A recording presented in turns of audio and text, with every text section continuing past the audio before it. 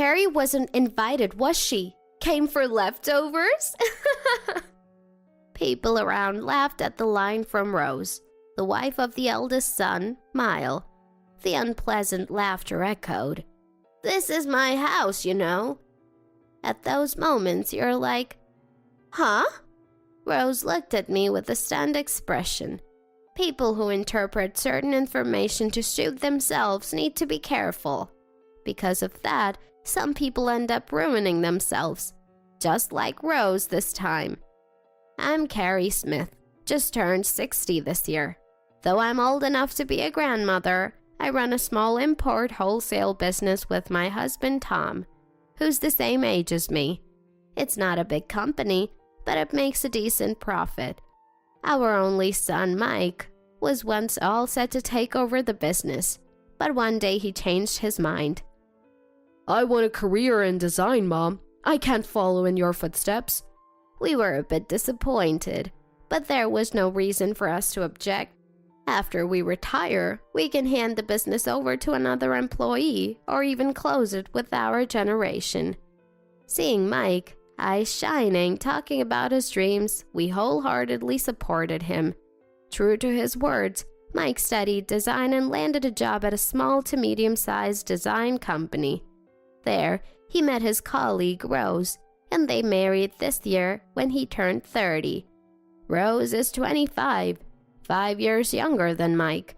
With her well-done makeup and model-like slim, long limbs, she was a sight to behold. At their wedding, I was so taken by her beauty that I blurted out, Rose, you're so beautiful. You look like a model or an actress. To this, Rose smiled happily and replied, I get that a lot. You definitely have the grandmother vibe, Carrie. Oh, I mean in a good way. Honestly, I was offended. Sure, I'm a grandmother, but did she really need to say it to my face? And that too, my son's wife to her mother-in-law. The whole mother-in-law and daughter-in-law conflict is complicated enough. Grandmother, huh? Sorry, I meant it as a compliment. As a mother-in-law, showing any malice could easily be seen as harassing my son's wife, which I wanted to avoid. I want to avoid unnecessary conflict. Mother-in-law and daughter-in-law conflicts are already delicate. Just this time. I told myself this to get through it, but after meeting Rose a few times post-marriage, I was convinced her seemingly innocuous comments were actually just mean-spirited. Rose always wanted to be on top, and as her mother-in-law, I was no exception. Every time we met, she tried to one-up me. I prefer using good things for a long time. It's partly to save money, but I also like how things become familiar over time. But to Rose, this just seemed miserly. Carrie's things are all so old-fashioned. Didn't you say you have been using the same bag for 10 years? Amazing! Rose deliberately picked up my bag and clothes hanging on the wall, showing them off mockingly. Yes, I take good care of them so they last a long time. Isn't there a limit? Oh, do you want some of my hand-me-downs? They're old designs, but you'd be fine with them, Carrie. Her voice and face laughing as if it was all fun, were completely mocking me. I couldn't help but wonder why Mike married this girl. Internally fuming with anger, I tried to find something good about Rose. The conclusion I reached was that she only had her looks going for her, which made me doubt Mike's taste in women. Moreover, whenever we dined together, Rose always pushed the food I disliked onto my plate. Here, I'll give you these bitter bell peppers. Enjoy! She'd say, dumping a load onto my plate without my consent. When I reluctantly finished it all, Rose's eyes would widen with laughter. Oh, Carrie, you're eating too much! I was stunned. After making someone eat leftovers and then saying something like that, what a predicament. Eventually, she even joked, It's so convenient having Carrie around. I thought Mike was foolish for choosing such a wife. Initially, Mike seemed happy in the first couple of months of marriage, but within half a year, he looked drained. He started coming over to our house alone once a week. It was as if he was seeking refuge from Rose. It was clear that things weren't going well between Mike and Rose. As proof, whenever Mike came to our house, he often complained. Rose wants to quit her job. She's already been skiving off a lot. I'm left dealing with all the complaints. Rose had originally wanted to quit working after getting married, but Mike was uneasy about relying on his income alone. I'd prefer if you continued working. Huh? Really? Rose agreed, though it seemed she wasn't happy about it. Whether it was spite towards Mike or just a lack of motivation, it was unclear, but her neglect of work was evident. It's your wife, man. Do something about it. When mistakes were made, naturally the other employees had to take responsibility, and the anger was directed at Mike. Now I'm labeled as the idiot who judged a book by its cover and got tricked by a pretty face. Great. Just great. Mike lamented every time he visited. Things are tough, but there's good news for you, Mike. That thing we talked about, it'll be ready in 2 weeks. Really? This was the reason Mike had been visiting our house so frequently lately. His only solace was something that would be ready in 2 weeks. I was so excited I even bragged about it to a friend over the phone. Though his married life seemed tough, seeing Mike laugh like that made me smile too. One day, Tom and I were at the furniture store a little far away. As we browsed and exchanged opinions, a familiar voice echoed through the store. What? After all I've bought, no discount? That's ridiculous!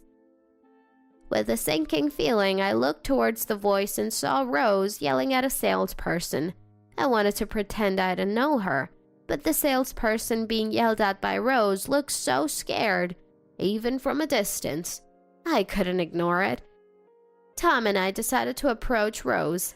Apparently, she was in the middle of haggling with the salesperson, angry because the discount wasn't as much as she expected. They don't usually do discounts here. We can't cover it all, but we can contribute a little. With that, the salesperson was promptly released. Rose, anticipating us paying, was in an exceptionally good mood. Perhaps that's why. I wondered why Rose was talking about needing furniture soon. I'm in a hurry because I need furniture soon. Mike and his wife's apartment should have already been fully furnished with furniture and appliances, mostly purchased when they got married, and not old by any means. So why the sudden need? Noticing my puzzled look, Rose eagerly shared. We're actually building a new house soon. A new house? Yes, hasn't Mike told you? Unfortunately, I hadn't heard anything about this from Mike. Well, I don't know that. Rose seemed to relish this revelation, smirking smugly. Oh, should I not have mentioned it? But it's weird he didn't tell you, right? His own parents. It seemed Rose couldn't stop her insinuating smile, as if suggesting that Mike and I weren't close. You sure your relationship with your son is okay? Be careful not to get disowned. There was a gleam in Rose's eyes. I planned to ask Mike about the new house, but forgot as a month went by. Mike, maybe busy, hadn't come to our house recently. He used to come over so often. Well, as long as he's healthy, that's what matters. Tom and I were saying. This, when Mike called a few days later.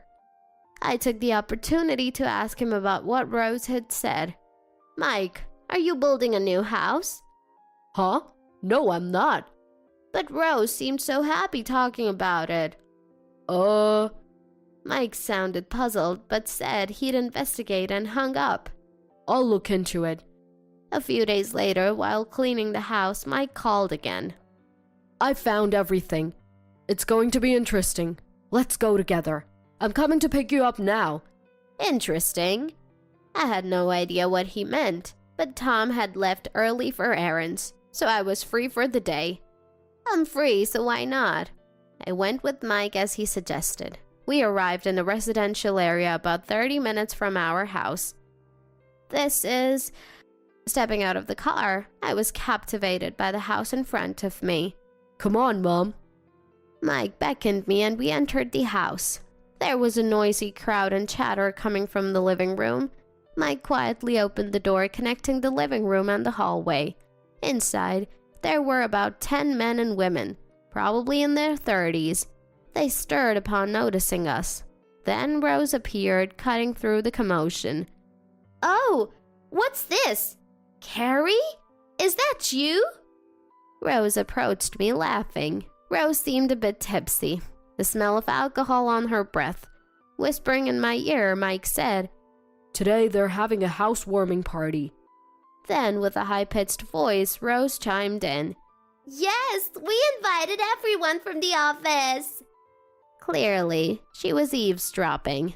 According to Mike, all the men and women in their 30s were his and Rose's colleagues.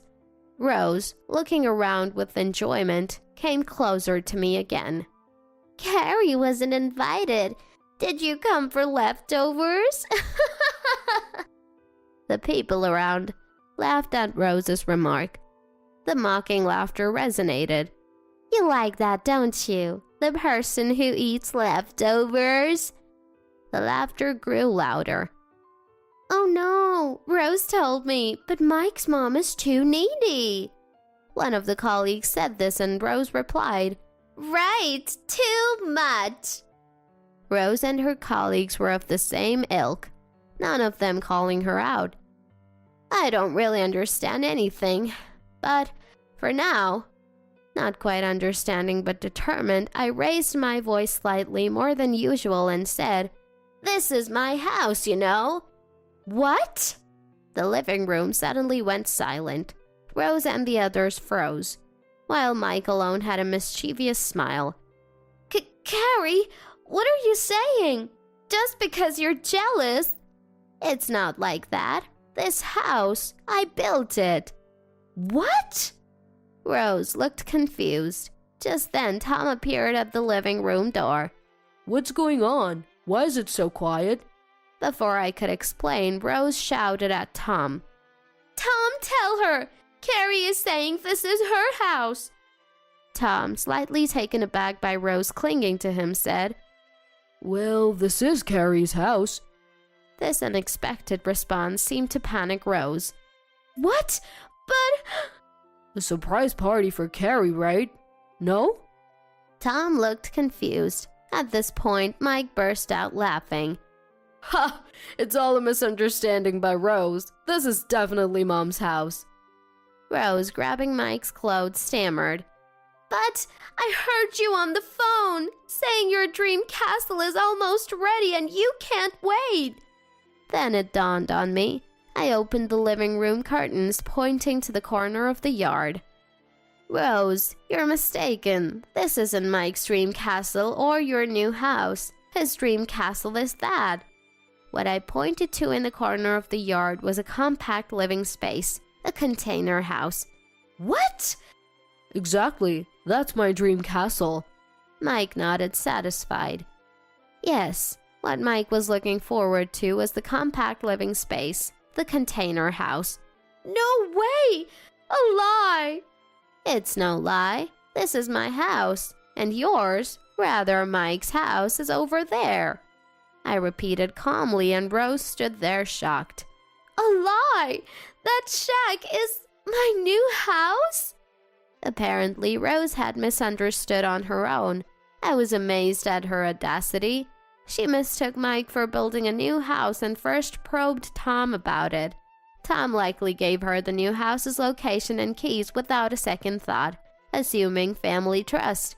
Then, seeing the house, she got carried away and hosted a housewarming party to show off. Unaware of Mike's actual new build being a container house.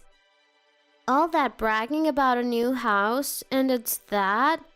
Rose, didn't you say a man's house is a symbol? So Mike is like a container house kind of guy? Laughter leaked again from the crowd. Whispers and scoffing turned Rose's face bright red.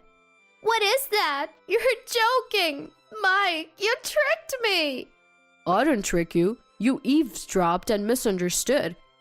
Rose's face grew even redder and she shouted loudly, "What kind of castle is that? Such a tiny old shack!"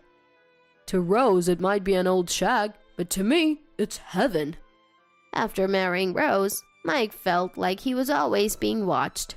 That's why the container house, where no one would bother him, was so attractive to him. Listening to Mike's explanation, Rose showed her anger. "That's ridiculous. Who can live in that? I can't. Absolutely no way." You don't have to, Rose. Mike said this and pulled out a paper from his bag, handing it to Rose. Her face drained of color upon seeing it. "What's this?" As you see, divorce papers. Why? Why such a thing? Mike sighed deeply and looked at Rose coldly. I knew about Rose's affair, and that everyone laughed at me for being fooled by a pretty face. Unknown to me, Rose had been cheating since the beginning of their marriage, frequently returning home in the morning under the guise of work, though the overtime wasn't that much. Mike had found it strange. Then one night, coming back from work, he saw Rose arm in arm with a strange man. That's when he decided and hired a detective. The evidence came together easily. Quite a shock. Mike looked around the room. The murmuring voices ceased and the room fell eerily silent. But If you're going to pretend you don't know, look at this too. Mike handed over a photo of Rose cozying up with her affair partner. Some tried to peek at Rose's hand out of curiosity, and she hurriedly hid it. This is... If you're still not convinced, I have more explicit, direct evidence photos. Rose turned pale and shook her head vigorously. The reason I kept quiet was just to gather evidence like this. I've got it all now. No way out for you, and I won't budge on the divorce or the compensation in the court. Rose's face was ashen, tears in her eyes, trembling. That's terrible! Divorce? Compensation in court? No, absolutely not! As she cried and clung to Mike, the crowd began to stir again, unable to hold back their laughter at Rose's downfall. What are you laughing at? You're all the same. Why is it only me going through this? Rose screamed in near hysteria, but it was just her way of venting stress. How pitiful. I wouldn't want to end up like that. I agree. I could never speak to my mother-in-law like that. Rose is just too out of touch. As Rose knelt down and hung her head, her colleagues looked down on her. First they laughed along, but now they've quickly turned their backs on her. I didn't have much sympathy for Rose, but I did feel a bit sorry for her. Then some people rushed over to Mike, patting him on the shoulder. You had it tough, man. Rose is cute, but cheating? That's a no-go. On to the next one. Everyone acted as if nothing had happened. Mike seemed to be responding with a smile, but there was no laughter in his eyes. How can you talk so casually? You're so thick-skinned. I admire it. Mike's provocative tone stiffened the face of a male colleague who had his hand on Mike's shoulder. Mike, what are you saying? Just take your heavy hand off me. As Mike brushed off the hand, the colleague raised his voice angrily. What the heck? I was just laughing. You're so petty. You're not even popular at work and you're slow. No one defended Mike. They were all trying to calm the man down. Then Mike dropped another bombshell. Oh, really?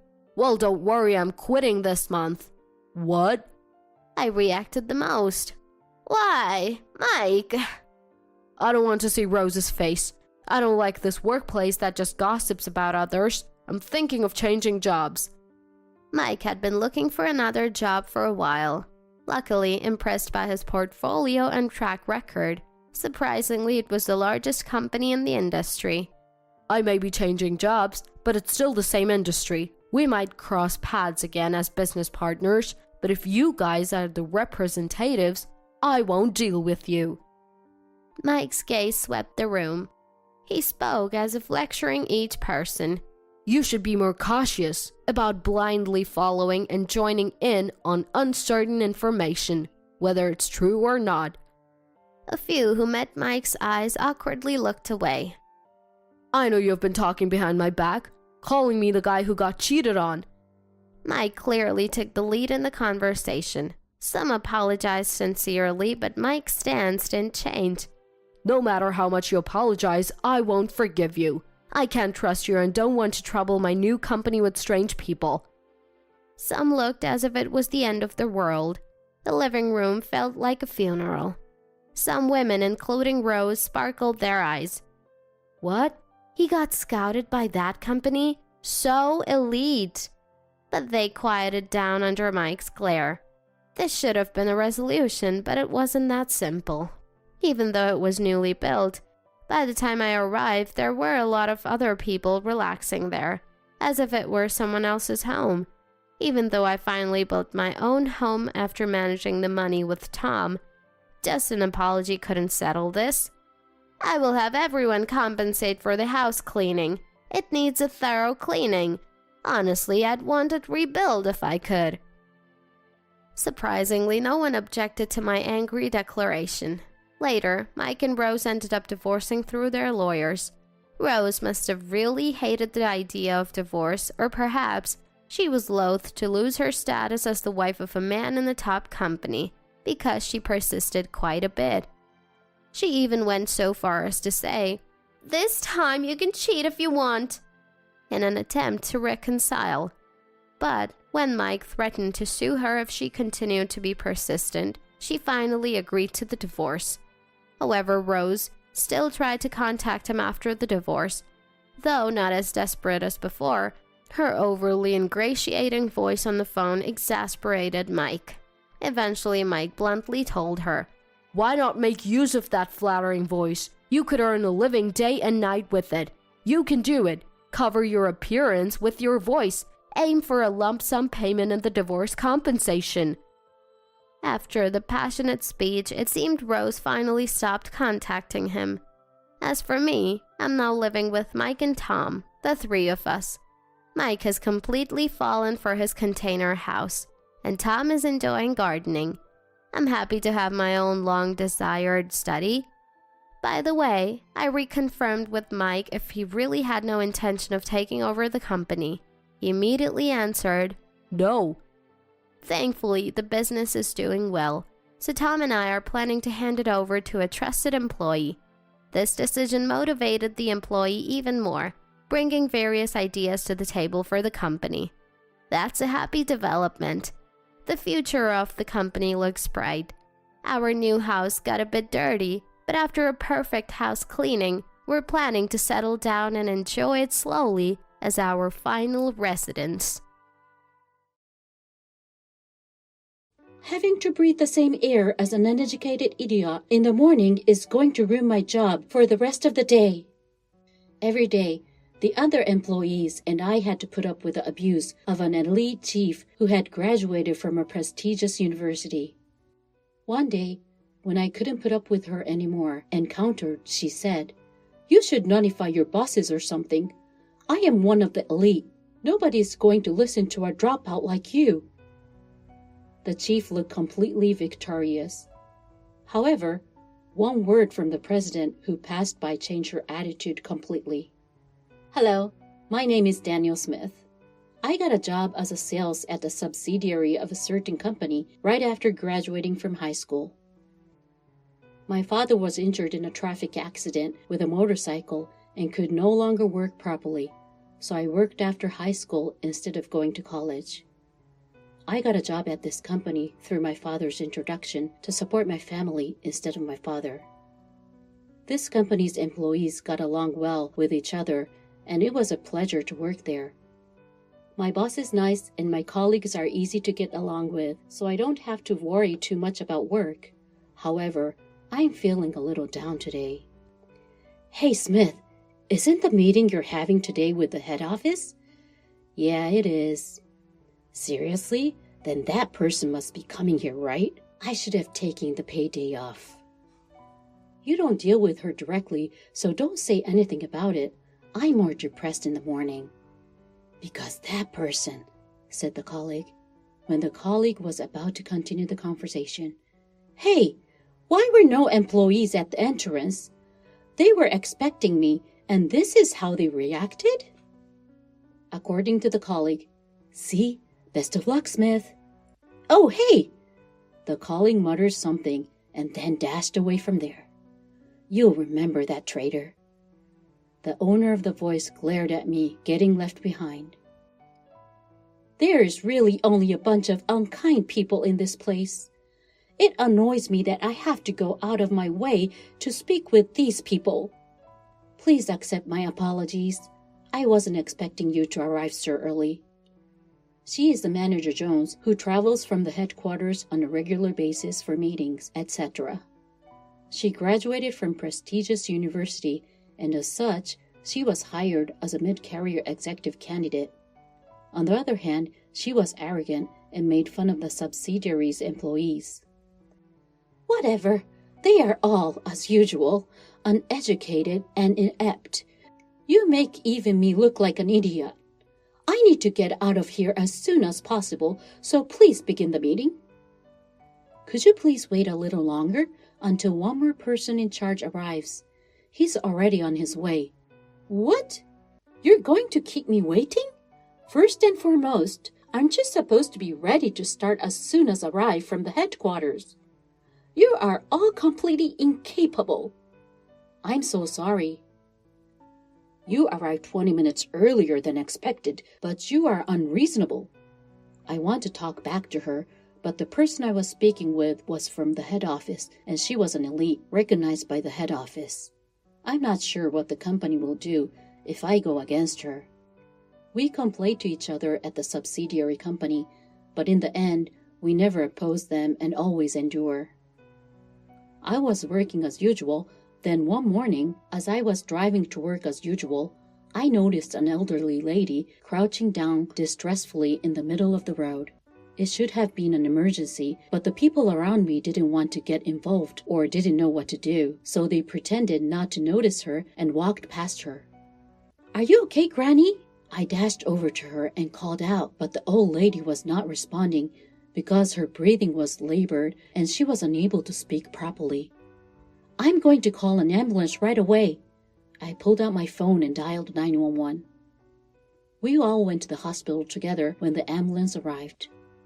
It's okay to go home, the nurse said. We'll take care of it over here until her family arrives. I had already informed the company that I will be late, and I was concerned about the grandmother, so I stayed with her until her family arrived. Fortunately, she was not in danger, and she could leave the hospital after a few days. We were overjoyed. A few weeks later, suddenly, I got a transfer order to our branch office of the headquarters. It was a direct order from the president of the headquarters. I was debating whether I should go to the main office, but my colleague said, "It's proof that your effort has been noticed. Go ahead and give it your all." They encouraged me, and I decided to transfer. My first day at the headquarters was hectic. First, I decided to greet each department individually. On my way there, I found the chief's bag in the corridor and hurried up to greet her, but she noticed me and gave me a disgusted look. "What are you doing here, you moron? Aren't you a little out of place?"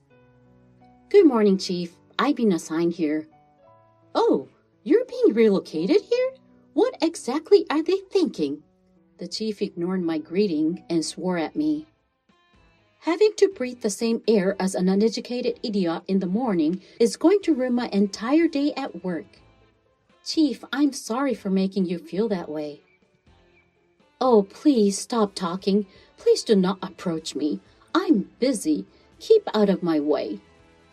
Chief is in a bad mood today, and she wouldn't let me finish what I was saying. She waved her hand around as if attempting to flick off the swarming flies. Trying to continue the conversation at this point would be pointless. I gave up and returned to work. When I returned to the floor where the chief was, I overheard her cursing her subordinate. You are inept. Why can't you do something as simple as this? This is something that even a new employee could do. I'm sorry, says the employee. The employee's error was discovered and she is very upset about it. The employee who is being yelled at tightens his fist, bows his head, and endures. If this is the case, it will be far preferable to have another employee work for me rather than you. You are no longer useful to me. Get your desk cleaned up and out of my way. After saying these words to the employee, she turned to face me and our eyes met. She had already looked unhappy, but she twisted her face even more and glared at me. What? You got back? Didn't I tell you to stay out of my way this morning? Please relax, Chief. I have something to tell you today. Stop talking. Everyone is arrogant. I don't have time for stupid, incompetent people like you. The chief left the floor and slammed the door as hard as she could. I talked to the employee who had just been yelled at by the chief, frowning at the sound of the door closing violently. Is that chief's typical attitude? I asked. According to the employee, it's not just common, it's something that happens every day. She constantly disrespects me, that woman. In frustration, the employee raised his voice. Quiet, the chief will hear you. If the chief hears him, she must say something bad to him. I did everything I could to calm him down. I've been enduring this for a long time, but I can't take it anymore, the employee said. The employee stumbled towards his desk and pulled a white envelope from a drawer. Don't tell me this is a resignation letter, I said. According to the employee, yes, it's something I've been considering for a while. My previous workplace was more peaceful, and each day was fulfilling and enjoyable, but since the chief has arrived, this place has changed into hell.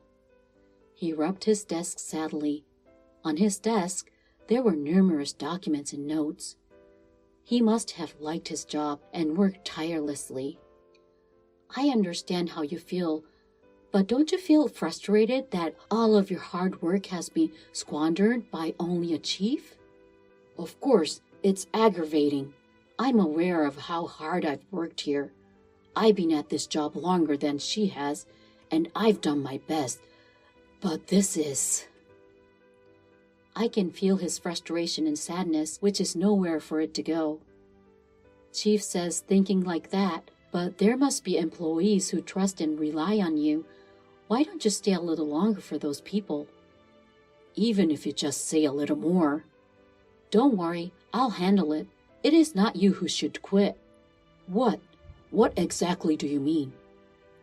I went to the chief, leaving the questioning employee behind. We cannot have any more employees who are mistreated like him. That is why I have come here.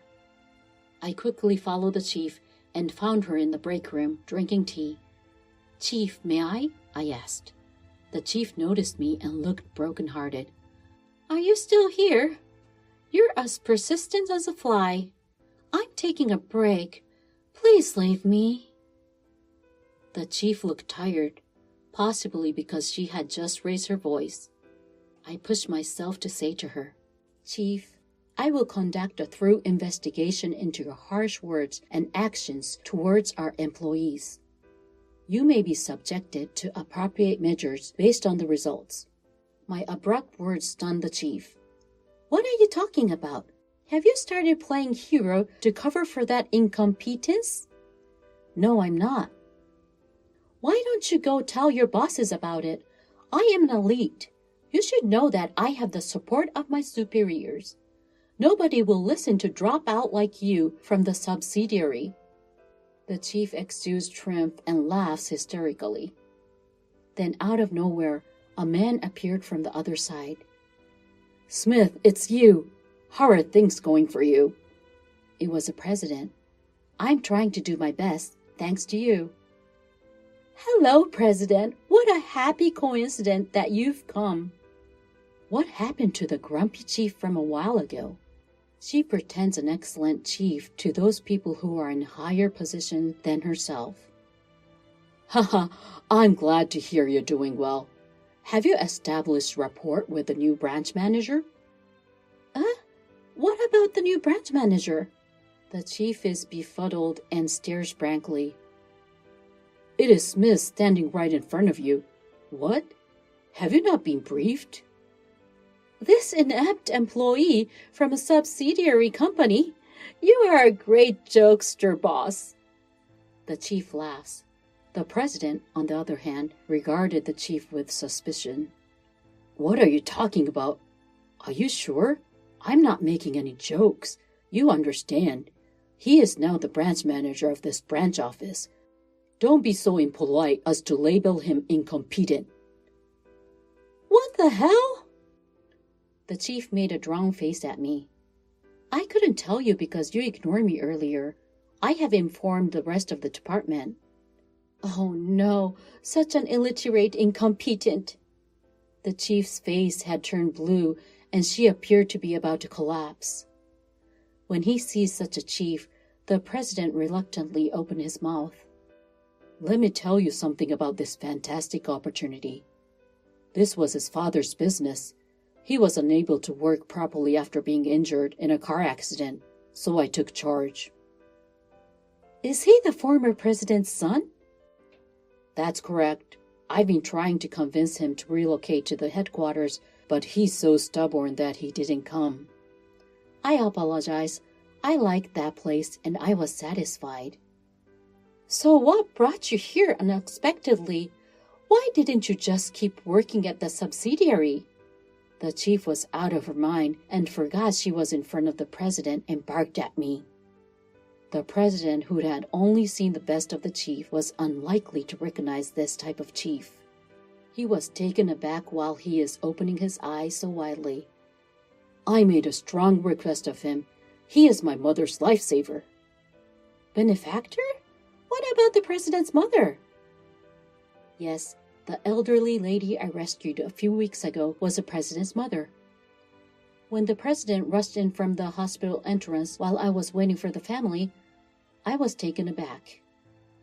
I heard that he was the only one who went to see her first and called an ambulance, even though others pretended not to notice her and passed by.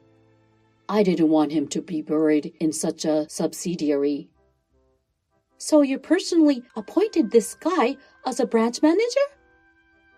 The president nodded and said, That's correct.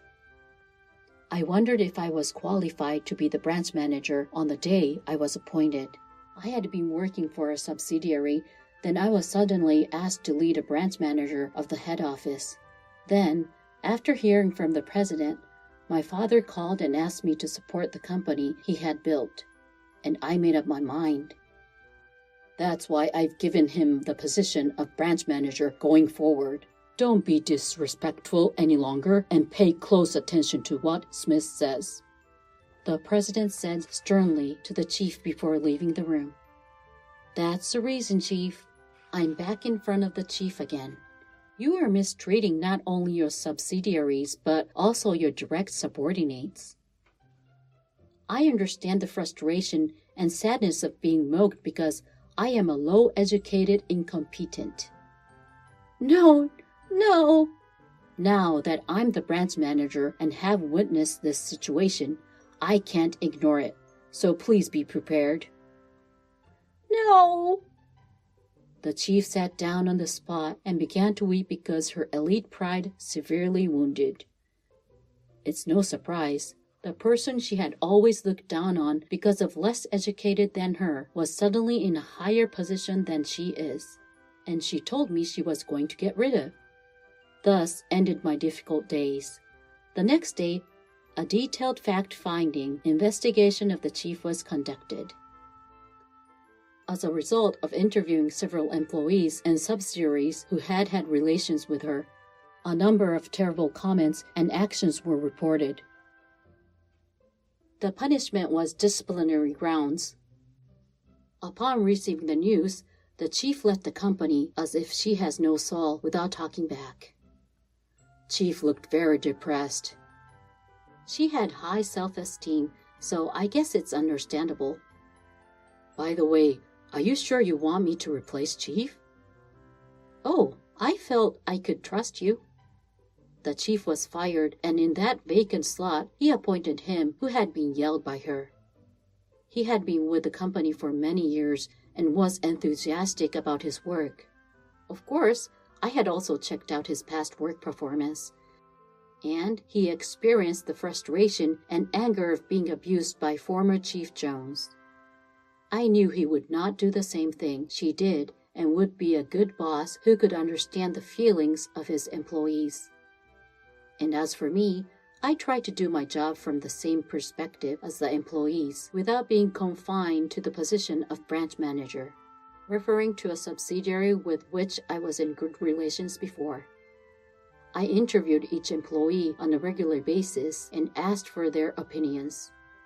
I also held study sessions for employees in higher positions on how to lead and tried to deal with employees as much as possible.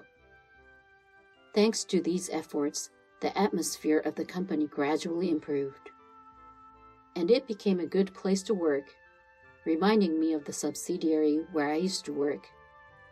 "Well, Smith, I'm sorry about Jones, but thanks to you, this company is doing very well." "Oh, I'm afraid."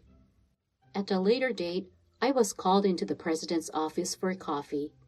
He wanted to talk to me about recent workplace. "I am getting old. Eventually, I'd like Smith to succeed me." "Ha ha ha. With all due respect, Mr. President, I don't see myself becoming president." "What? Why do you refuse? Your father would want the same thing." "I want to be on the same side as the employees, supporting this company together from the same perspective, and being involved with the customers. It will be very difficult to do that once I become president, won't it?" The president scowled at my words and then laughed. "Ha ha ha, you really are a funny guy. Normally, you would be happy to accept the offer." "Am I an eccentric?" "No, that's fine.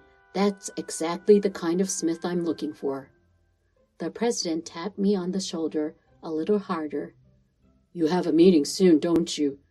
Go work hard." "I've kept him in this house for 10 years. He's so ungrateful." My mother-in-law openly hostile, believing my husband's lies. My husband himself has changed from the man I once loved into a selfish monster. Is this his true nature? At this point, I don't even care. Enough! Who's the ungrateful one here? Good luck dealing with your bad attitude. My name is Clara, a 37-year-old working at a local bakery. I've been with my husband Albert since high school. His family has a long line of carpenters, and he joined the family business right after graduating. We got married at 24, and we're just an ordinary, happy couple. That all changed when we were 27. "Clara, the hospital just called. Please come quickly." A frantic call from my usually composed mother-in-law at work. I rushed to the hospital and found my husband staring blankly ahead. He looked defeated, and my mother-in-law sobbing beside him. "Clara, I can't move my legs anymore." At that moment, he broke down crying. I realized our lives would never be the same.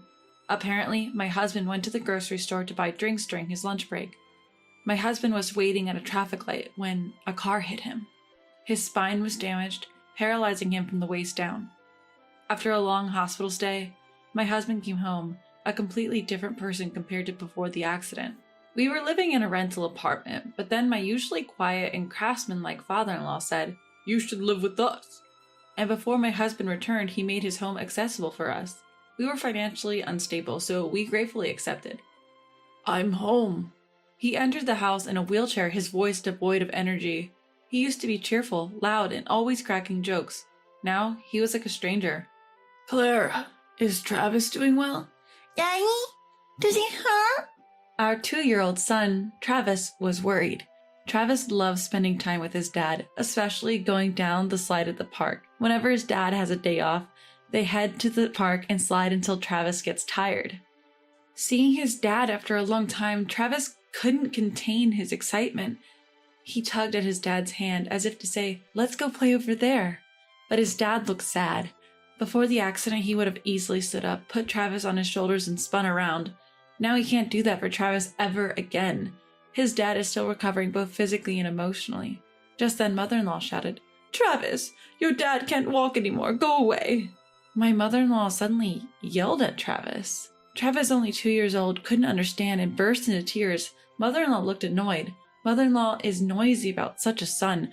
I was looking at him with a face that said something like that. Mother-in-law has been more irritable. She's probably struggling to accept the situation. "Travis, big boys don't cry. Come on, let's play with Grandpa," father-in-law said, lifting Travis up. Travis smiled instantly. Father-in-law is usually quiet around us, but he adores his grandson Travis.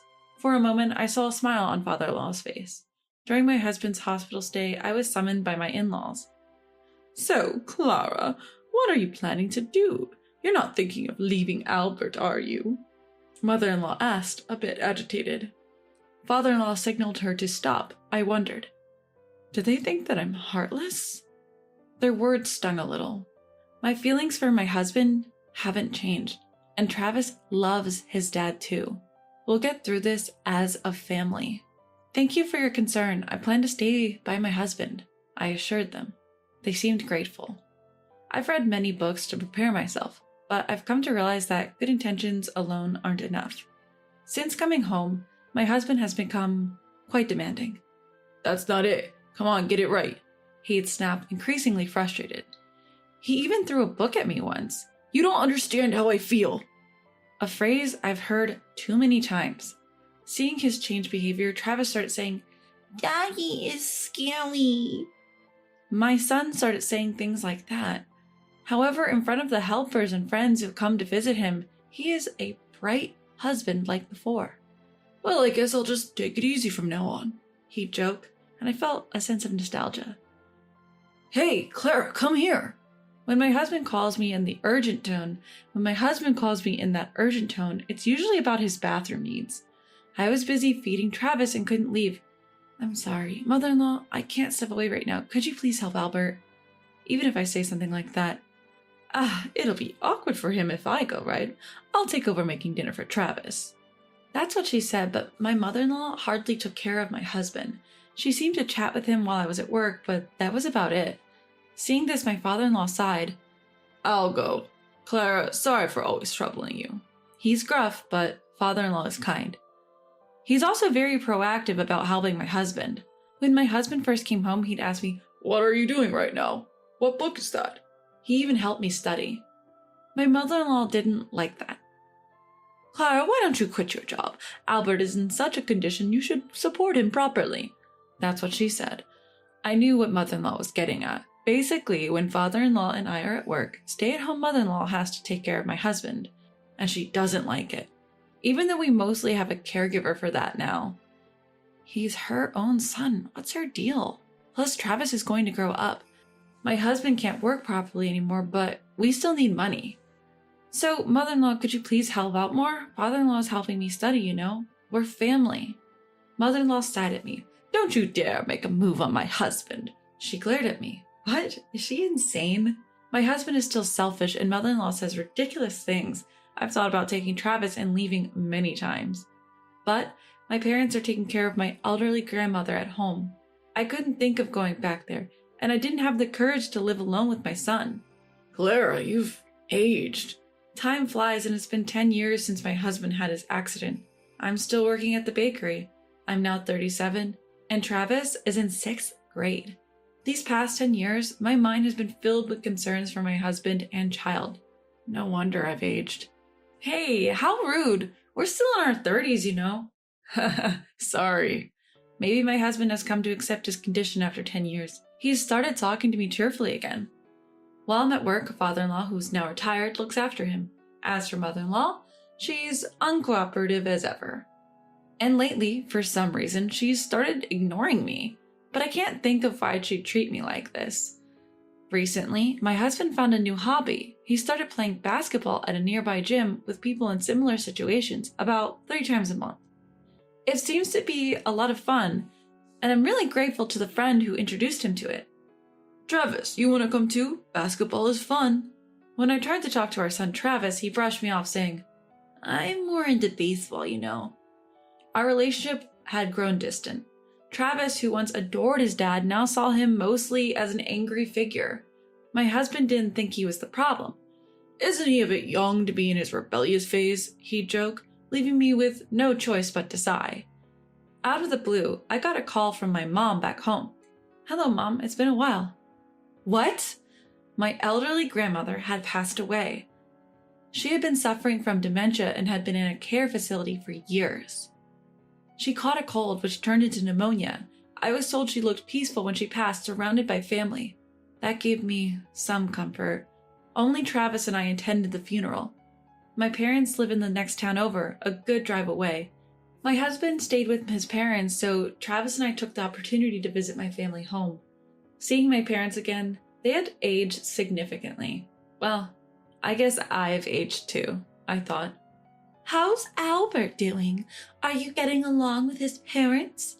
My mom asked, looking concerned. I felt like crying just looking at her. Meanwhile, Travis was happily playing video games with his cousins. I hadn't seen him smile like that in a long time.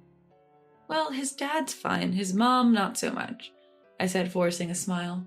My parents reassured me. You can always come back home. Knowing I had a place to return to made me feel stronger. Coming back from a quick grocery run, I find my son standing in front of my husband's room. "What are you up to?" I'm about to ask, but he puts his finger to his lips, signaling me to be quiet. Inside, I hear my mother-in-law's angry voice and my husband trying to calm her down. I know eavesdropping is wrong, but I can't help but listen, and what I hear is shocking. "Hey, Clara, when are you getting back home? Get back here now." A few days later, my husband calls, clearly frustrated that my son and I haven't returned. After overhearing that conversation between my husband and his mom, we left his parents' house immediately. We went straight back to my parents' house. When I told them what happened, they welcomed us with open arms, though visibly concerned. "I'm not going back there. I'm a burden, right? I'll give you the divorce you want." My husband snaps. "What are you talking about? Just come back. We need to talk." He hangs up abruptly. My parents, who were listening nearby, look worried. My dad stands up and says, "Let's go." We leave my son Travis with relatives and head back to my in-laws' house. Travis, sensing the tension, tells me, "Mom, don't back down." I'm touched by his courage. They better be ready for me. "We're back." Hearing this, my irate mother-in-law storms out to greet us. "What's the meaning of this?" "Oh, Clara's parents. What brings you here today?" I sense her irritation despite her polite tone. "We're here to discuss Clara and Albert's divorce," my dad says, visibly angry. In the living room, my husband is sitting in a wheelchair, clearly surprised by my parents' sudden appearance. He glares at me as if to say, "How dare you bring your parents?" He always does this when he's unhappy, just glares at me. His mom does the same. Lately, he's been staring at me like he's watching me, wondering what he doesn't like. They're like two peas in a pod. Do you always glare at Clara like that? My mom asks, also angry. In this tense atmosphere, only my father-in-law remains calm. "A few days ago, the police came to our house. They said we were mistreating our daughter-in-law. They left after a brief talk. Do you know anything about this, Clara?" "Yes, I was the one who called the police," I reply calmly. Upon hearing this, my husband and mother-in-law explode in anger. "See, it's all her fault. She's crazy. You should divorce her." If anyone's crazy, it's you two. My husband is nodding in agreement next to me. But father-in-law is different. "Clara, there must be a reason. Speak up." He says this in a gentle voice. "A few days ago, I came back here. Albert and the others didn't seem to notice, but what I heard was so horrifying. I realized I can't live with them anymore. Father-in-law wasn't home at the time. He looked puzzled, but these two are different. Their faces have turned pale. Do they recognize themselves? What are you talking about? Are you okay?" My husband looks at me with a smug face, probably thinking I have no evidence. But my son Travis was quite vigilant. "Do you want to see a video? Travis recorded this." I play a video. In it, my husband claims that I've been having an affair for years. After that, I'm plotting to take over the house. He says he's told me multiple times he wants a divorce so he can remarry someone he met through basketball. Mother-in-law is furious after hearing this. "Divorce her immediately. She's even flirting with your father. I won't forgive her this time." but mother-in-law wants to keep Travis as the heir. The balcony on the second floor. The floor is old, about to give way. Can't we use that to get rid of Clara?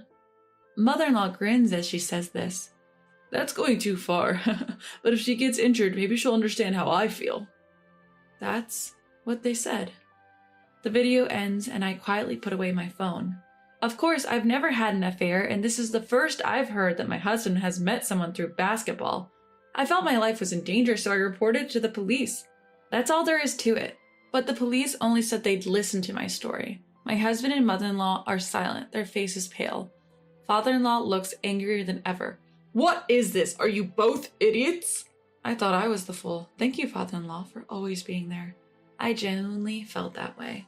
Despite all this, mother-in-law starts talking nonsense about how parents should let their children be with the ones they truly love.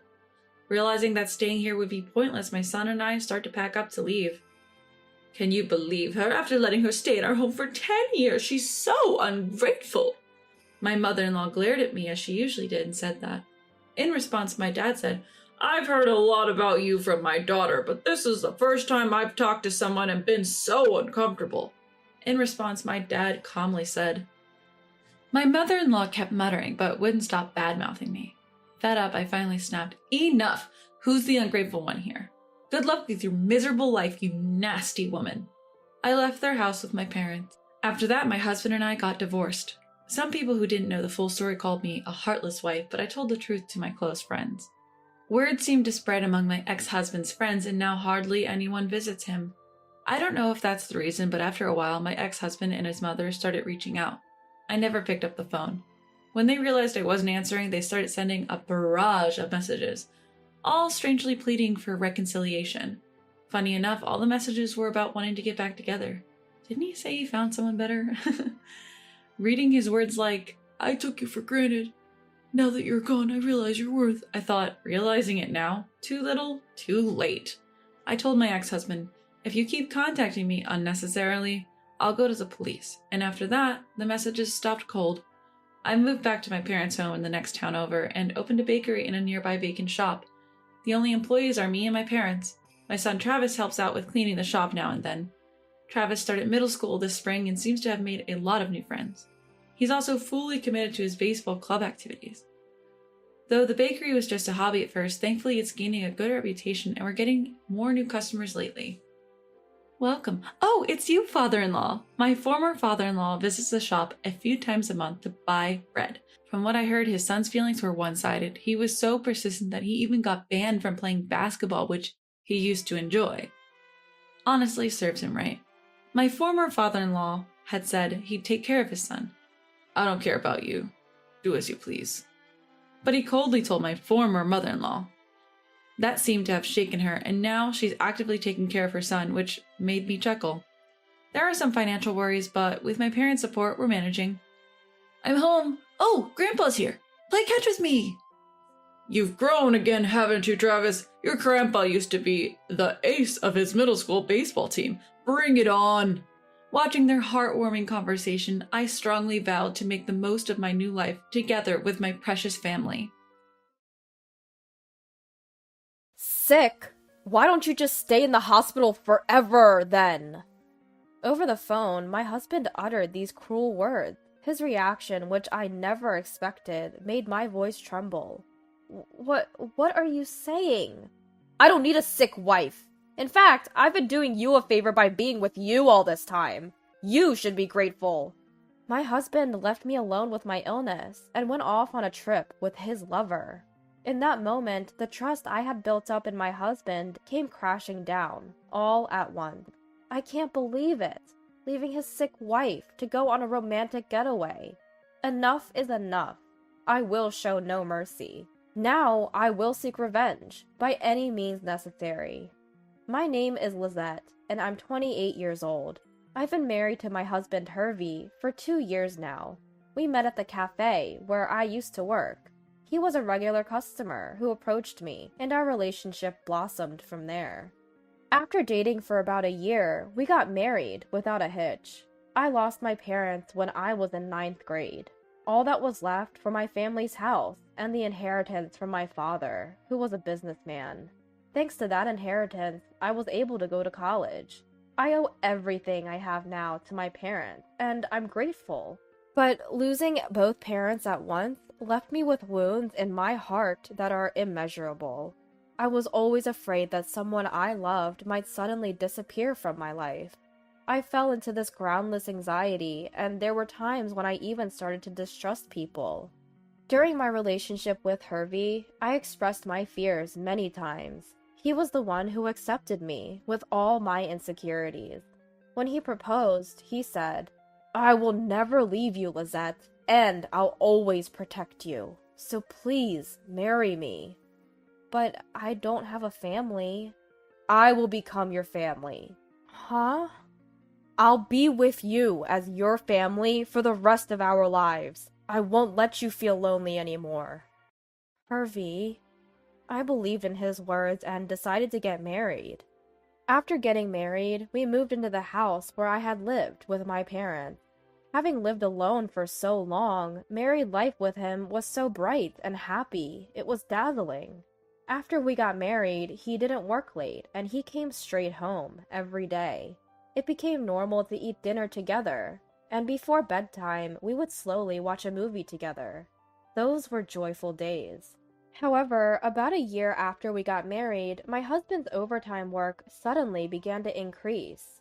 Though his overtime had been almost zero, it gradually increased to 1 or 2 days a week, and before I knew it, most of the week was filled with overtime. 2 months later, business trips were added, and our time as a couple drastically decreased. Dinner became a daily routine that I ate alone. At first, I endured it, but unable to bear the sudden change in our lives, I decided to open up to my husband. "Hey, Hervey, don't you think you've been working late too much lately?" Sorry about that. Work's been piling up recently." "But you hardly worked late even a few months ago.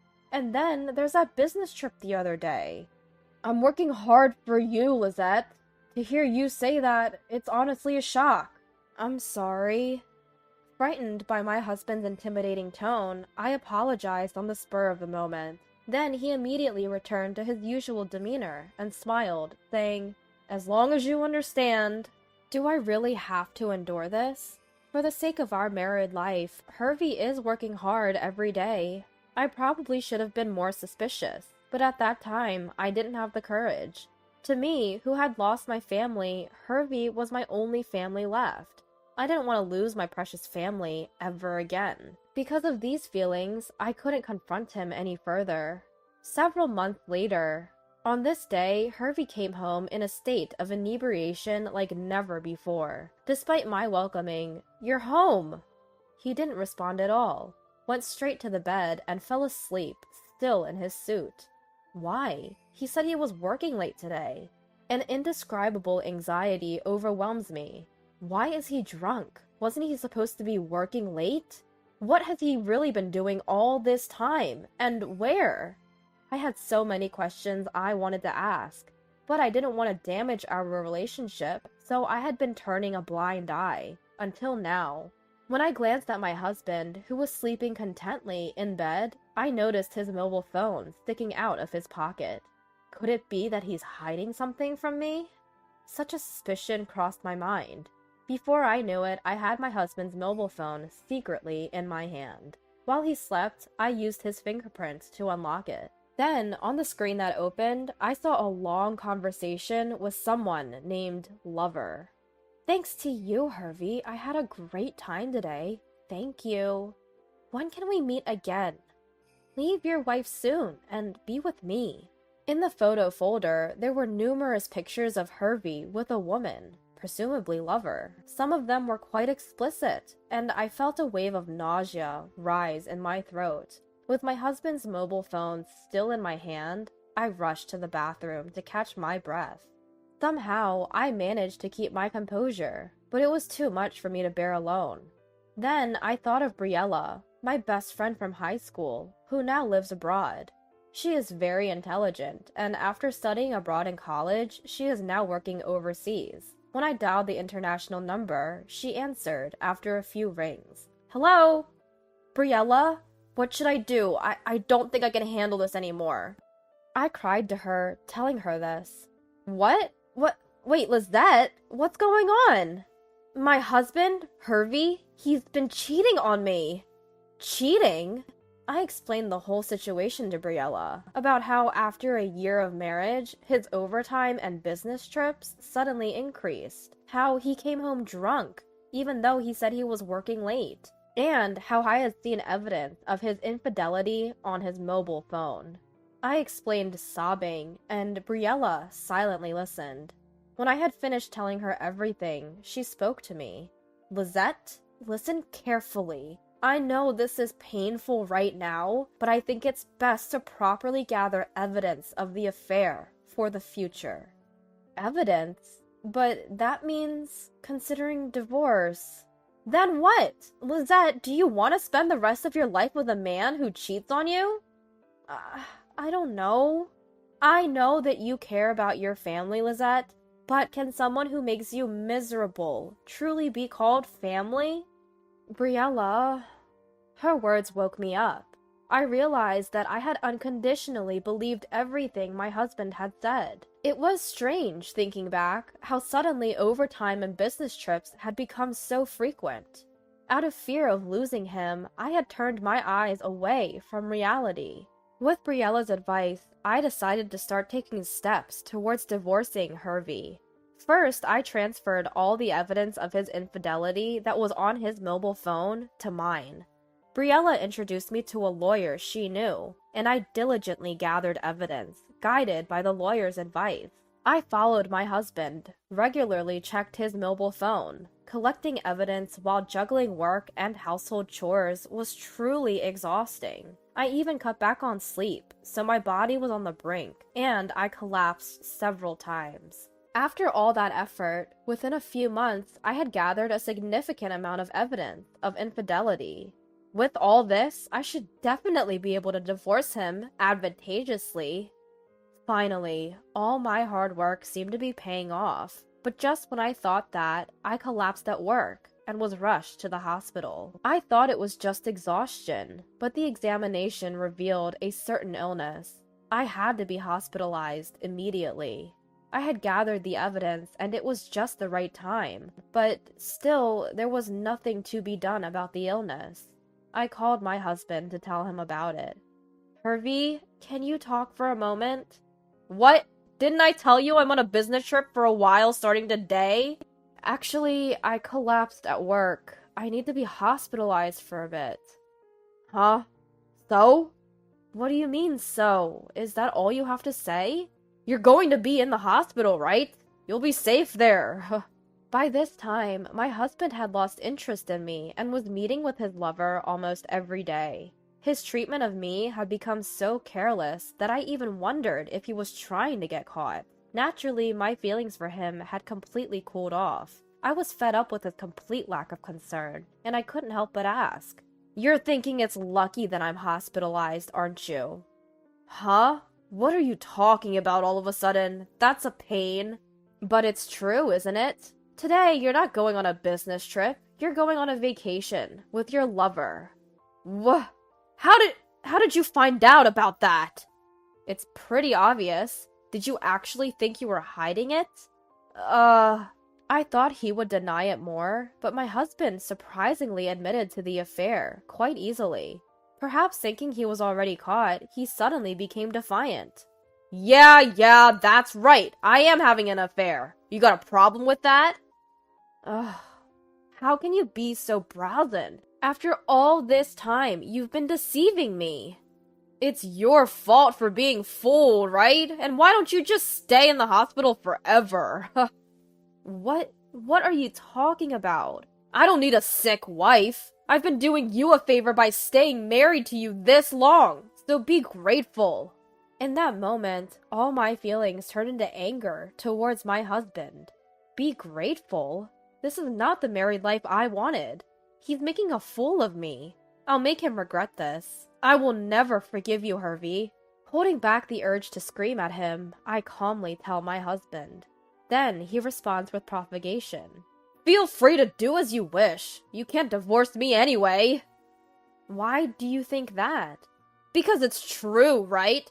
I'm the only family you have. If you lose me now, you'll be all alone again. Are you okay with that? Huh. Family. Huh. Just behave and we'll remain a family. That's the deal. I'm off to enjoy a trip with my girlfriend. You have fun in the hospital too. With that, he callously hung up the phone. At that moment, a sweet, syrupy woman's voice could be heard through the phone, saying, "Are you done yet?" Perhaps he doesn't feel the need to hide it anymore. Even if his affair is exposed, he thinks I can't move forward with a divorce. Don't underestimate me. If he thinks that just by using the word family, he can fool me so easily, he's sorely mistaken. If you're feeling that way, just know that I have thoughts of my own. As I was filled with determination, I received a call from Briella, perfectly timed. I quickly explained the content of the previous conversation. So, that's the situation. Hervey seems to think I can't divorce him. What? Seriously? How much more can he belittle you? I know, right? Well, I'm planning on getting a divorce. The biggest problem is what to do after the divorce. What do you mean? You see, and Briella probably knows this too, the house I'm living in now is mine. So even if I divorce him, I don't know if he'll leave right away, and since he knows the address, he might come back. I see. After a moment of thought, Briella excitedly exclaimed, "That's it! Hey Lizette, I have a great idea." Huh? I opened my eyes wide at the idea that came out of her mouth. But now, I don't have time to hesitate. I accepted her proposal and decided to proceed with the plan simultaneously with the hospitalization. A few days later, today is the day Hervey comes back from his trip with his lover. I, who had already been discharged from the hospital, had been eagerly awaiting his reaction. As expected, I got a call from Hervey in the afternoon. "Hello?" When I calmly answered the phone, he suddenly raised his voice in anger. "Hey, you! What's going on here?" "What do you mean, what's going on?" "Inside the house! Everything is gone except for my personal belongings, isn't it?" "Yes, that's right. Is there a problem with that?" "What? Where did you take all the furniture and appliances? You didn't sell them to get back at me, did you?" "Of course not, silly. I moved them to my new place." "What? A new place?" The word new place seemed to surprise him quite a bit. I guess the idea of me moving out on my own never crossed his mind. Hervey continued to blame me in a strong tone. "Don't mess with me! You can't just move out on your own! We need to talk first! Tell me the address!" "Huh? No thanks." "What do you mean? Are you saying it's fine if I don't come back?" "Yes, it's fine." "What?" "I don't want to see you anymore, so I moved out, quietly. Oh, by the way, I've already sold the house. Please move your stuff out by the end of the month." What are you saying?" "You still don't get it? I'm saying let's get divorced." Finally, I laid the divorce on him. My husband seemed quite confused, repeating words I couldn't quite make out over the phone. Whether it was my bringing up the divorce that bothered him, he eventually started lecturing me in an arrogant tone. Do you really think it's okay to say that? Divorce means our family will be gone, you know?" "I know, but we haven't been a family for a while now, have we?" "Don't mess with me. I've always been with you as a family, as a husband.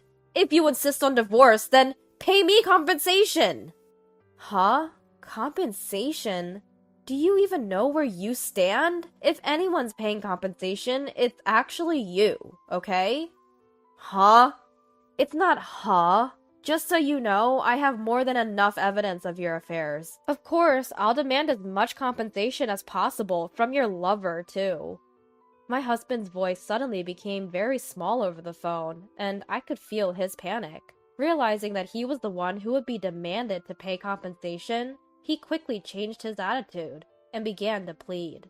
"Wait, please, I was wrong." "Yes?" "I'll break up with her. I'll start over with you as husband and wife. So, please, just spare me the compensation."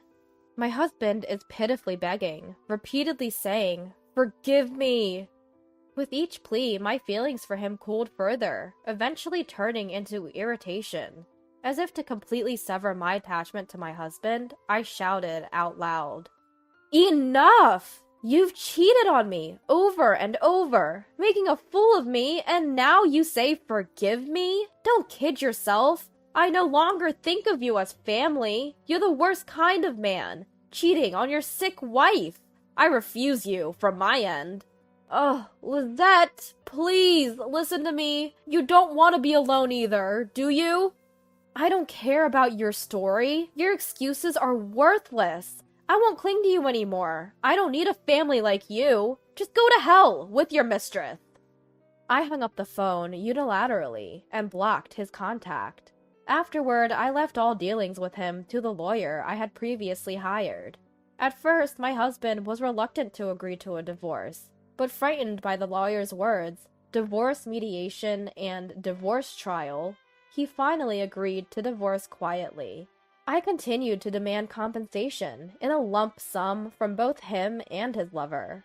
Perhaps because he had told her, "It'll never be found out." His lover became furious upon being asked for compensation. She paid me the compensation and immediately ended her relationship with Hervey. Being his junior colleague at the company, the whole office was abuzz with talk of my ex-husband's affair. He couldn't stand it any longer, so he voluntarily resigned from the company. Only debts remained for Hervey. Even when he asked his parents for assistance, they coldly cut ties with him. Now he can't find a new full-time job, and he's desperately juggling several part-time jobs, struggling to pay off his debts every day. On the other hand, I've turned over a new leaf and started a new life. Since my ex-husband knew about the cafe where I used to work, I requested a transfer, and am now working at a different location. I can't thank Briella enough for suggesting this to me. She'll be returning home temporarily soon, so I plan to thank her in person then. I'm done being trapped by the word family. From now on, I want to cherish the people who care for me, just as they cherish me. My name is Charlotte. I married Mickey when I was 25 after meeting him at a party. Mickey had always said, "You can be a stay-at-home wife if you want." And indeed, we could live comfortably on Mickey's income alone. But I loved my job, and I continued to work at the company that had taken care of me since I graduated from high school. However, in the second year of our marriage, I decided to quit my job. The trigger was a phone call from father-in-law telling me that mother-in-law had collapsed. I loved my gentle and kind mother-in-law. When I rushed to mother-in-law's side alone, as Mickey couldn't make it due to work, mother-in-law greeted me with a weak smile, connected to many tubes. Mother-in-law was not in immediate danger, but her collapse had left her in need of care. We had to decide who would take care of mother-in-law before she was discharged. I thought Angelina, my unmarried sister-in-law who lived with her parents, would do it, but she firmly refused. Angelina, who mainly works from home, told the hospitalized mother-in-law, "I'm not playing around at home, so I can't take care of Mom. Get it together." Mother-in-law smiled in a troubled way, but I was honestly taken aback by how someone could say such a thing when their own mother was suffering. Then Angelina, who didn't want to take care of mother-in-law, called Mickey and asked me for a meeting.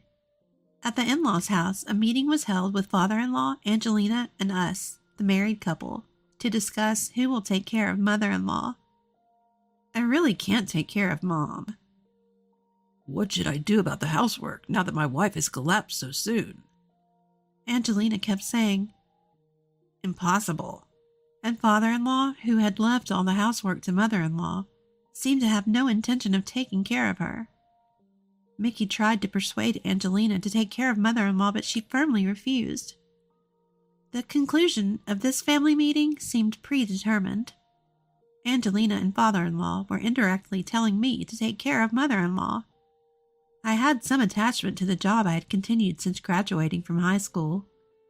But I didn't want to see any more of this meeting, where they were pushing the care of mother-in-law, who had been so kind to me since I married Mickey, onto each other. So I made up my mind and said, I understand. I'll quit my job and take care of mother-in-law. We'll be living together from now on, so please treat me well. Father-in-law said, Thank you, Charlotte, and thanked me happily. But Angelina spat out, Of course. Mickey asked me, Are you sure? If it's too much, we can hire a professional to take care of Mom. But I nodded. It's okay. I really owed a lot to mother-in-law. Hiring a professional would cost money, and mother-in-law might feel hesitant. I thought it would be better for mother-in-law to be taken care of by me, a family member, even though I was her daughter-in-law. I knew that father-in-law was a vague person who wanted to avoid trouble, and Angelina had a mean-spirited personality. I was anxious about having to live with these two from now on, but I made up my mind, quit my job, and started living with my in-laws. That life was more challenging than I had imagined. Mother-in-law's body had become uncooperative, so she initially lamented needing care even to go to the bathroom.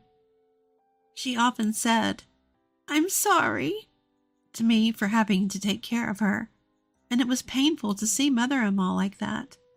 And above all, Angelina's bullying of me as the daughter-in-law took a mental toll. My family didn't have money, and I had been working since high school without going to college, but Angelina often mocked my education. While eating the food I made and talking to father-in-law about work, she would suddenly say, Oh, sorry, Charlotte. This conversation might be too difficult for a high school graduate. I shouldn't have talked about something you can't understand. Or she would come to me, who is caring for mother-in-law, and deliberately say, You're just a lowly high school graduate daughter-in-law, so you have to at least take care of Mom. Mother-in-law, with her body that couldn't move freely, would scold Angelina, saying, Don't say such things to Charlotte. Angelina seemed to hate being scolded by mother-in-law. So after being sternly told by mother-in-law, she began to badmouth me when mother-in-law wasn't around. I have a respectable job at home, so it's only natural for a lowly high school graduate like Charlotte to do the housework. So sometimes make food that tastes good. It's always so bad. When Angelina, who did no housework, said this to me while I was cooking, I even thought about not serving her meal, but I held back. When she found an unclean spot, she would say loudly, Wow, a trashy daughter-in-law. Can't tell the difference between trash. There's so much garbage piled up. But I held back then, too. I didn't want it to become known that Angelina and I were not getting along, as it would be a mental burden on mother-in-law. I endured and lied to mother-in-law, who would ask, Is she not being mean to you? With a smile saying, I'm fine. Mickey knew Angelina's personality and often worried about me. Are you not pushing yourself too hard? He would ask, and I would lie to him too, saying, I'm fine. I didn't want to burden Mickey, who was working hard in a company with a strict boss with family problems. Father-in-law acted as if he couldn't hear how much I was being insulted. To father-in-law, who just wanted someone to do the housework in place of mother-in-law, it probably didn't matter what was said to me. For mother-in-law? For Mickey? Inspiring myself with these thoughts, I devoted myself to mother-in-law for a year. Then, mother-in-law suddenly passed away, peacefully in her sleep.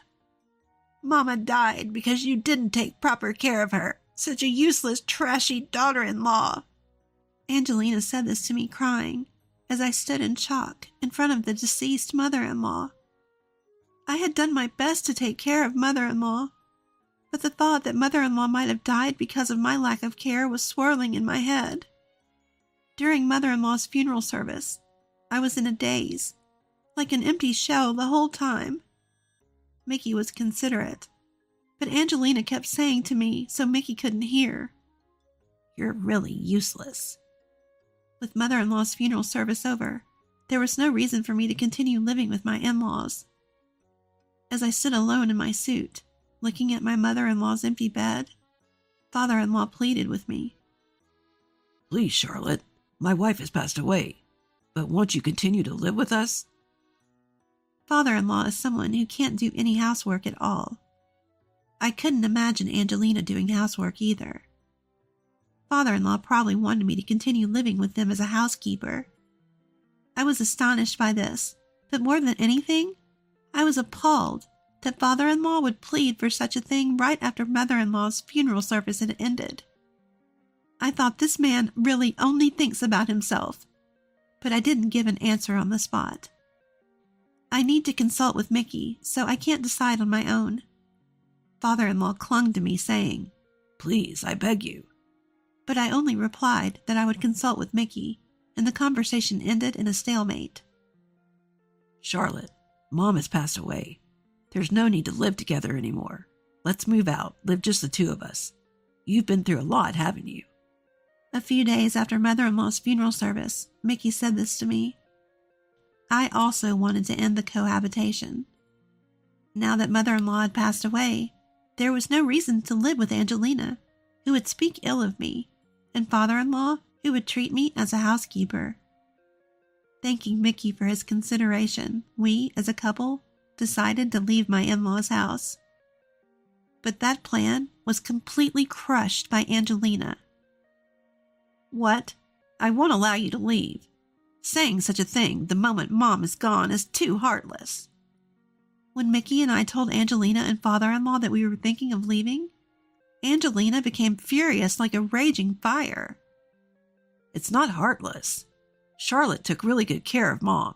She deserves to be freed now. A high school graduate like her finding a job now is impossible. If she can't be useful to society, she should at least do housework in this house and be of some use to Dad and me. Charlotte was excellent at her job. You have no right to say that to her. Anyway, neither Mickey nor Charlotte has any intention of leaving this house. Because Angelina stormed out of the room after saying this, the discussion was forcibly ended. But Mickey said, We can just leave on our own, and started looking for a place. I also began preparing for the move, looking for properties, while doing housework so as not to be complained about by Angelina, and reducing our belongings. But Angelina was watching me, and when I was organizing my belongings, she would scatter them, shouting, Heartless person! I'll never let you leave this house. Or when I was making phone calls to look for property, she would snatch my mobile phone and say to the real estate agent, Please pretend that conversation never happened. She started to act completely out of control. Mickey would get angry at Angelina every time, but she would always yell back at him, Your wife is the worst. You have no eye for women. And nothing would improve. One day during dinner, when Mickey and I were both at our wits' end, Angelina, in a rare good mood, called out to me, Charlotte, tomorrow my fiancé is coming to our house. I know you're a useless piece of trash, but try to use your brainless head and read the room, okay? I was used to being berated at the dinner table when Mickey wasn't around, but I was surprised by the word fiancé that came out of Angelina's mouth. I know it's really rude, but I was shocked to think there's a man in the world who would want to marry someone like her. After being told repeatedly during dinner to be a good girl, I responded vaguely and ended the day doing housework as usual. And then the next day, Angelina, dressed more stylishly than I had ever seen her, brought her fiancé Randolph. Angelina's fiancé was wearing a well-fitted suit, was polite, and seemed intelligent. Why would such a seemingly decent person want to marry Angelina? I thought, again rudely, as I prepared drinks and headed to the living room where father-in-law, Angelina, and Randolph were. Then I heard Angelina's cajoling voice coming from the living room. That spaced-out girl earlier is Mickey's wife. She really can't do anything. I do all the housework in our house, and I worked hard to take care of our deceased mom. I think Mom could have lived longer if that girl hadn't stressed her out. I froze in the front of the living room. I felt as if I had been struck from behind by Angelina's words. The shock woke me up. Because I didn't want to burden Mickey or mother-in-law, I had been holding back. But now, it felt like all those feelings were flooding out. I did all the housework. I worked hard to take care of mother-in-law. All of it was me. Angelina never helped me with anything. I opened the living room door, quietly served the drinks, and greeted Randolph with a smile. Hello, as you were introduced. I'm the high school graduate, bottom of the barrel, useless trash. Nice to meet you. Angelina let out a panicked shout, but I kept talking smoothly. Angelina really guides me well. She evaluates every meal I make as tasteless, and when I'm cleaning, she comes to laugh, saying that the trash is cleaning up trash. She often scolded me for my caregiving, saying that mother-in-law died early because of my incompetence. You? What are you saying? Pointing at Angelina, who was furious like a demon and smiling. See, she's guiding me like that. Angelina pulled my hair and yelled, "Stop it!" Randolph must have never seen her like this before. He looked confused, saying, What? And I felt sorry for him. But this should make him reconsider marrying Angelina. I felt like I had saved him, so I excused myself in mind for causing this chaos. Well then, the trash will leave now. I left the in-laws' house with only my valuables. Father-in-law, wanting to avoid trouble, just sat silently during my counterattack. Seeing Angelina's furious rage, and Randolph almost crying as he tried to calm her down, was refreshing. I left the in-laws' house and took refuge in my parents' home. When I explained the situation to my parents, they were appalled by Angelina's behavior and father-in-law's indifference and told me, From now on, do as you please, Charlotte. While enjoying a relaxing time at home for the first time in a while, Mickey came to my parents' house at night. Mickey had come home to be yelled at by Angelina. It's all your wife's fault. Giving up on getting a coherent story from the furious Angelina, Mickey somehow learned from father-in-law that I had left and came to me, even though he was tired after work. We should have moved out forcibly sooner. I knew that my sister and father had been tormenting Charlotte all this time, and I'm sorry I couldn't help. From now on, I'll always protect Charlotte. So, if you're okay with me, I want you to stay with me as my wife forever.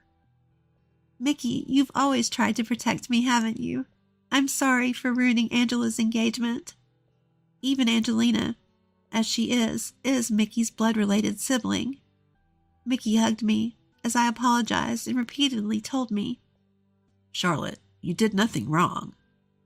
I stayed at my parents' house for a while, and Mickey moved my belongings. Afterwards, Mickey and I found a nice property, moved there, and were able to start a peaceful life. We received calls from Angelina and father-in-law every day, but we blocked them. According to Mickey, Angelina's engagement was called off. Randolph was taken aback by the overly excited Angelina and said, I need to think about marriage. And then became unreachable. Angelina was crying and yelling at Mickey. It's your wife's fault. But Mickey calmly replied, Charlotte just told the truth. Father-in-law seemed desperate after losing his housekeeper, his daughter-in-law. He asked Mickey, Can you bring Charlotte back? But Mickey said, I'm cutting ties with this house, and left the in-laws' house. As for me, I found out I was pregnant a few months after leaving the in-laws' house. When I told Mickey, he was thrilled, and he changed jobs from the strict company where he was working, saying, I can't raise our child together with my current job.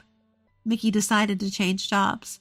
I believe he's trying to keep the promise he made when he came to pick me up at my parents' house, that he would protect Charlotte.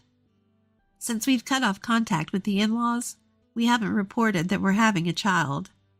I think there's no need to report it, as I'm sure that even if Angelina and father-in-law knew I was having a child, their attitudes wouldn't change. Now that my belly has grown, Mickey and I are looking forward to the birth of our child and living happily day by day. After finalizing the divorce, I started living with my daughter. But about 6 months in, something happened. I was enjoying a day off with my daughter at home when I got a sudden call from Mom. "Hello, Nicole?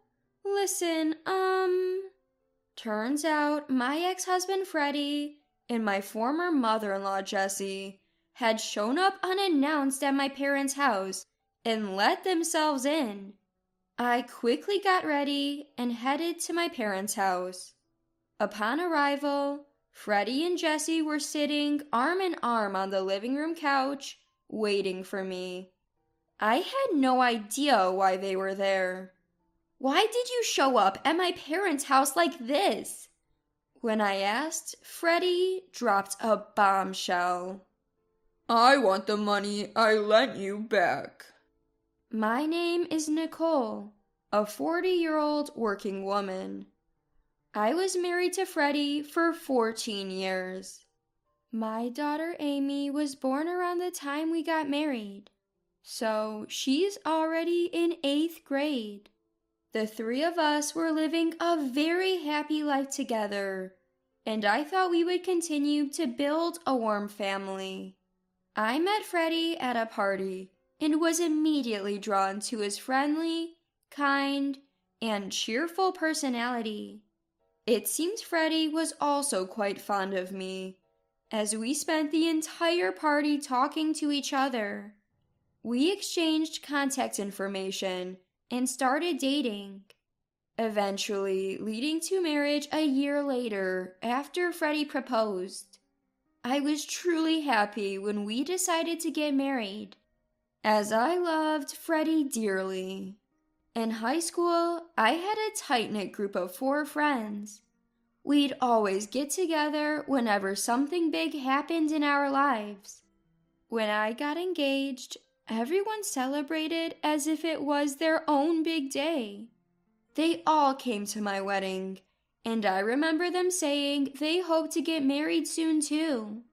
And just like that, one by one, everyone got married. Our little friend group turned into a circle of married women. We joke about how our get-togethers had matured overnight. Then I had a baby, and soon enough, everyone else did too. Our group quickly became a circle of mom friends. It felt like we were journeying through life together, and I thought we'd always be close like this. I've been enjoying my life both as a wife and a mom, but being a career woman has been especially fulfilling. After graduating from college, I was assigned to a large company's planning and development department. My days are busy, but my work is rewarding and always a learning experience. According to my friends, I appear to be as tough as nails, but I wouldn't mind actually being that tireless. Supporting and comforting me through my work center life are Freddie and Amy. I'm so tired today. "Oh, Mom, you worked hard today." Little Amy would greet me with a big hug and a smile when I came home from work. Just holding Amy wipes away the day's fatigue. "Nicole, dinner's ready." And then there's Freddie, another source of comfort for me. Freddie quit his full-time job to support my career and started working part-time when Amy was born. He even picked her up from school and took on jobs at a local cafe. When I'd get home, a warm meal was always waiting for me, prepared by Freddie. After a tiring day at work, coming home to a warm meal was truly a joy. We'd unwind with Freddie's cooking, tuck Amy into bed, and talk about our day. Life was fulfilling, both professionally and personally. This was possible because Freddie and Amy were understanding of my work. But I started to take their kindness for granted and became more engrossed in my job. As I began to deliver results at work, I got promoted and earned a title. That led to more overtime, and I started coming home later and later. And when I'd finally get home, Amy was often already asleep. So Freddie continued to take on more shifts at the cafe, fully engrossed in his work too. Lately, I've been really into trying coffee from various specialty stores. Bought some beans today as well.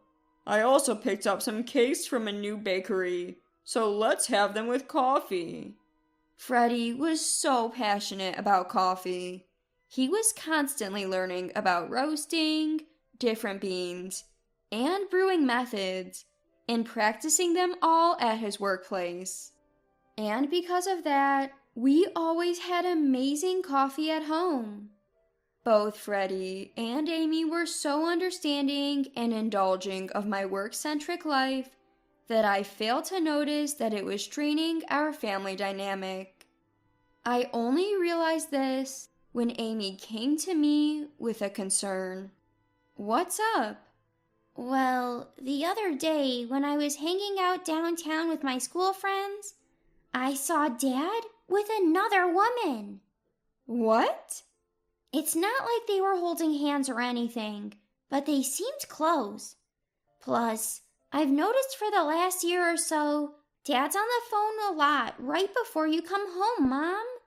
And there are times he's so into his phone, he doesn't even hear me when I talk to him. He looks happy while he's staring at his phone screen. At first, I thought he was texting you, or maybe you were calling him while you were at work. But after what happened recently, I can't help but wonder if he's talking to that woman. Amy looked really sad as she said this. Now that she was in middle school, it made sense she'd be sensitive to these kinds of things and find them deeply upsetting. I was also undeniably shocked. I had always believed that Freddie was faithful and put me and Amy first. If he's been having an affair, that would be incredibly heartbreaking. I'm so sorry, Amy. I've been so focused on work and didn't realize what you were going through. No, don't apologize. I think it's awesome how hard you work, Mom. You don't have to feel sorry about that. I felt so grateful when Amy spoke those kind words. Thank you, Amy. I'll look into it. And if I find out Jed is cheating, I think I'll file for divorce. Is that okay with you? Amy nodded in agreement when I asked. Yeah, it would feel gross just being around Dad if he's cheating. After hearing Amy say that, I felt ashamed for not paying more attention to my family. I knew I had to dig deeper into this for Amy's sake. I immediately contacted a private investigator to look into Freddie's possible affair. And the results were shocking. Freddie was, indeed, having an affair, just like Amy said. They even had photographic evidence. But what was really shocking was who he was having an affair with. It was none other than Margareta, a close friend and classmate from my high school days. I was more shocked by that than by Freddie's infidelity. I felt betrayed by a friend I had always thought was trustworthy and close. Margareta was a housewife and the last among my close friends to get married. Her child is only about 5 years old. Despite that, she was having an affair with my Freddie. When I got the evidence, I was so shocked I couldn't move for a while. If I hadn't been in my own room, Amy or Freddie might have seen me, and that would have been a disaster. I couldn't show these pictures to Amy, and it was too early to confront Freddie. I took a deep breath to calm myself. And then I got a message that one of my good friends had switched jobs. I thought it would be a good opportunity, so I suggested we all get together. Margareta would have never suspected anything if I hadn't been the one to propose the gathering. I succeeded in setting up a gathering of friends just like I planned. And 3 weeks later, I was face to face with Margareta, Freddie's affair partner. During that time, I quickly hired a lawyer and started preparing for divorce. I also told Amy about what I found out and that I'm planning to divorce him. So we spent our days off looking for a new place to live. And before I knew it, the day of the gathering with close friends arrived. First, we chatted about new jobs with friends who had recently switched careers, and everyone caught up on their latest news. Margareta was acting completely normal, seemingly unaware that I knew. It must be nice to have job changes and stuff to talk about. I'm a housewife, so my life is pretty much the same every day.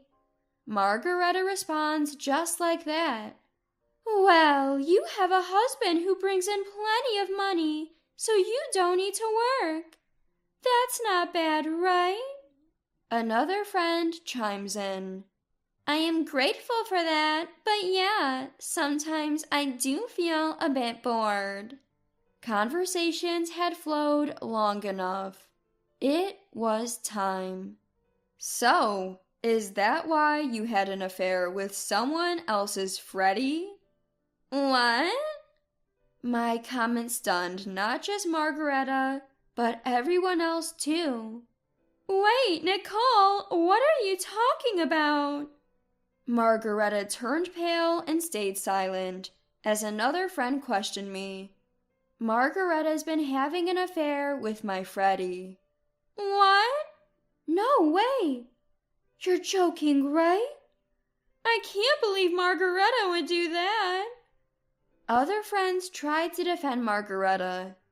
Seizing the chance, Margareta joins in. What? Nicole, what are you talking about? Are you sure you didn't mistake me for someone else?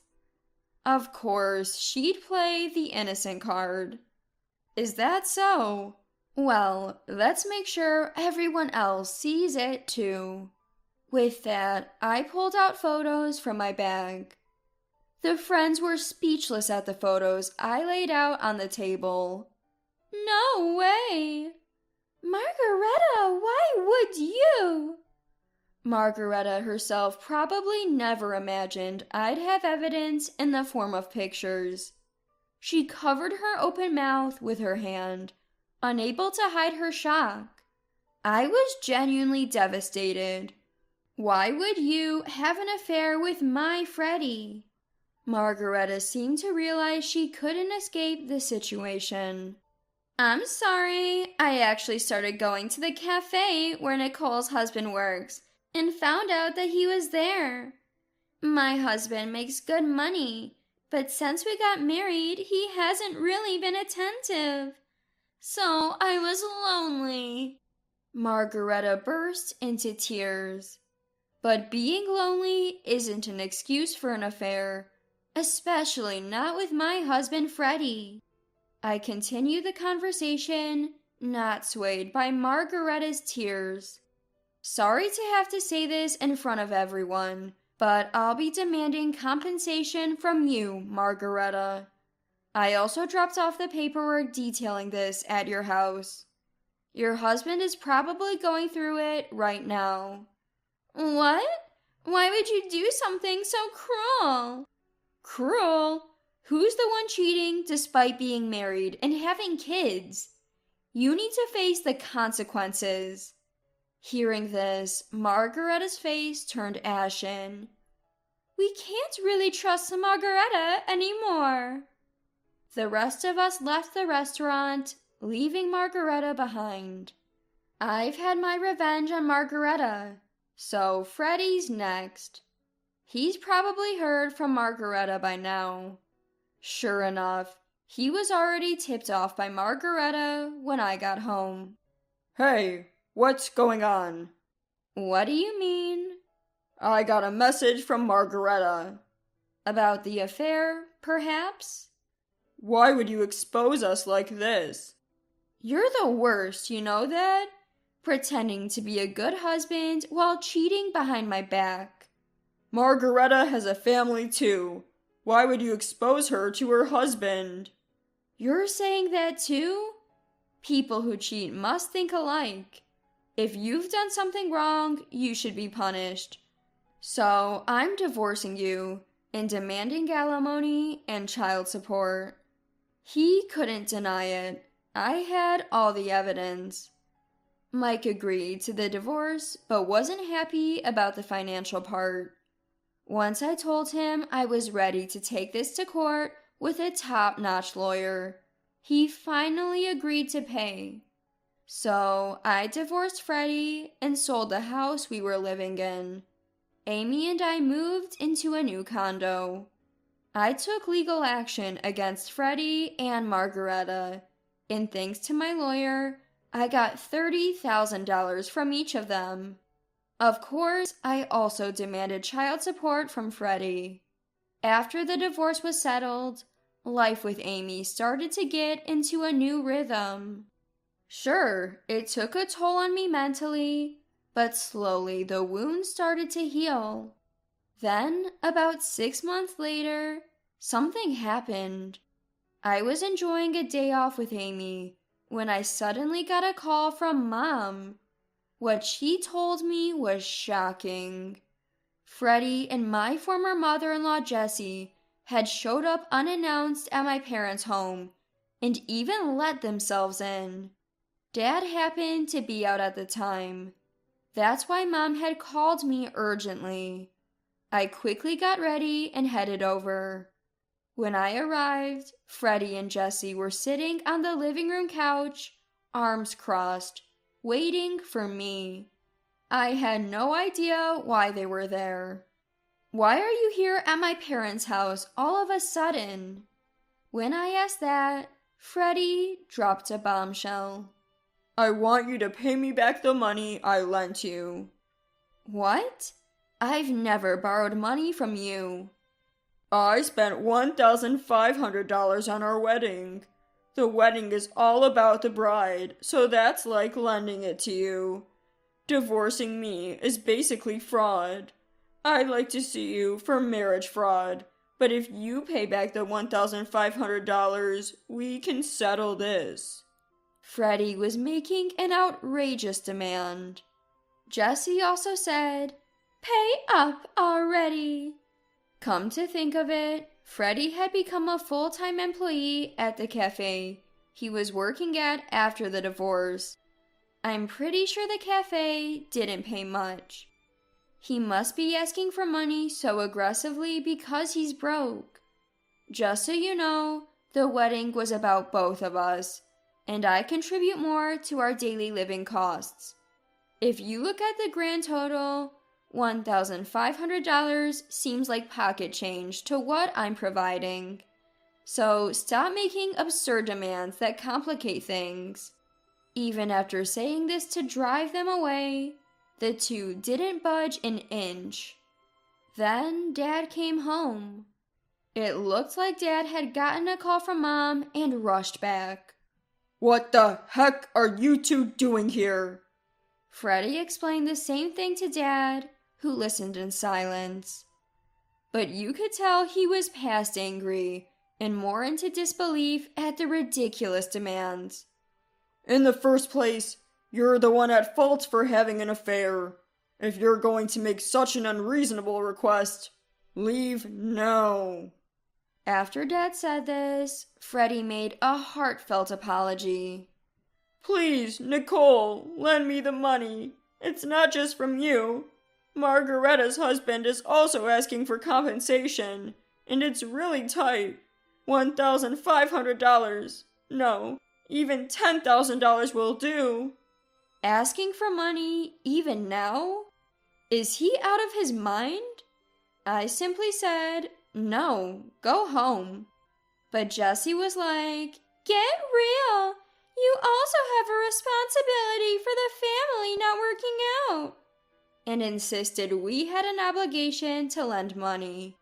A situation with no resolution in sight. Then Dad said, "Fine, I'll get it ready now. Just wait." And went into another room. Wait a minute, Dad, what are you doing?